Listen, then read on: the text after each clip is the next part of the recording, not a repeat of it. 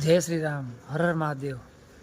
અત્યારે મારી દુકાનની ઉપર જોયું, સાઈડમાં દુકાનની સાઈડમાં વાયર હોય ને ત્યાં આવા દોરા હોય ને, દોરા આ જો ધાગા હોય ને કોઈને રાખી મૂકે એમને એમ ઘોંચડો પડ્યો હોય એમ, તો આ છે ને આ બહુ અસત્ય વેદના છે યાર।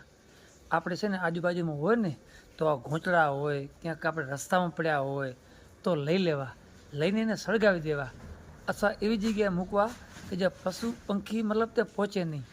કે કેવું છે કે આપણા પગમાં આવે ને તો આપણને ચીરા પાડી નાખે છે।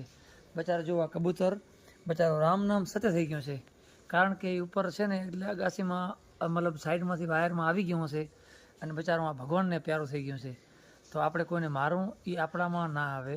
આપણે કારણ કે પ્રભુના બધાને જીવવાનો અધિકાર છે, તો આપણે પતંગ ચગાવ્યું હોય ધામધૂમથી ભલે ચગાવ્યું, પણ ધાગા છે ને આ બધા એકવારના ભેગા કરી લેવાના।